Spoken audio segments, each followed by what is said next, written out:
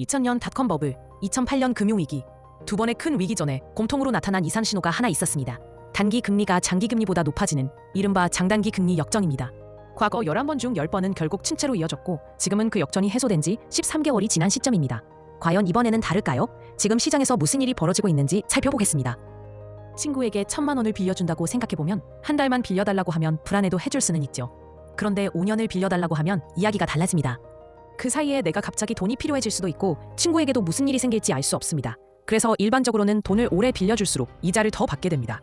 채권도 비슷합니다. 오랜 기간 돈을 빌리는 장기 채권은 짧게 빌리는 단기 채권보다 리스크가 크기 때문에 금리가 더 높게 책정됩니다. 그런데 아주 가끔 단기 채권의 금리가 장기 채권보다 더 높아지는 이상한 일이 벌어집니다.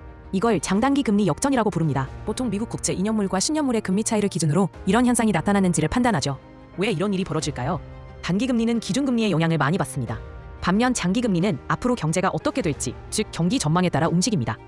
경기가 나빠질 것 같다고 시장이 판단하면 투자자들은 주식 같은 위험 자산에서 빠져나와 채권을 사기 시작합니다. 그러면 장기 채권의 수요가 높아지고 가격은 오르며 금리는 떨어지게 됩니다.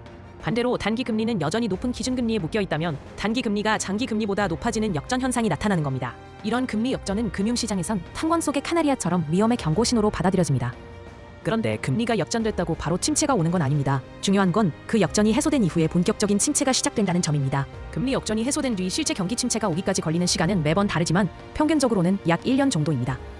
과거 미국에서 장단기 금리 역전이 11번 있었는데 그중 10번은 실제로 경기 침체로 이어졌습니다. 그리고 이때마다 주식시장도 크게 흔들렸습니다. 즉 금리 역전이 해소됐다는 건 단순히 금리 구조가 정상화됐다는 의미가 아니라 그 뒤에 일어날 수 있는 경기 둔화나 시장 충격에 대한 카운트다운이 시작됐다는 신호로 읽히기도 합니다. 이번 금리 역전은 특히 강도가 셌습니다. 단기와 장기 금리 차이가 최대 107bp까지 벌어졌고 무려 28개월 동안이나 역전 승태가 지속됐습니다. 이런 수준은 닷컴 버블이나 리먼 사태 때보다도 심한 수준입니다.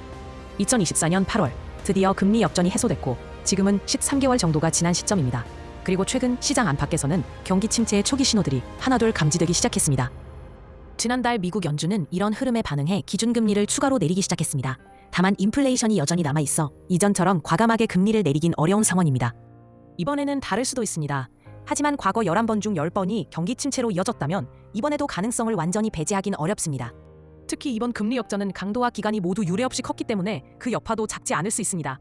주차가 언제일지는 누구도 알 수 없지만 시장에서는 이미 포트폴리오를 조정하려는 움직임이 채권 시장을 중심으로 서서히 나타나고 있습니다. 시청해주셔서 감사합니다. 내일도 새로운 시각의 소식 전해드리겠습니다.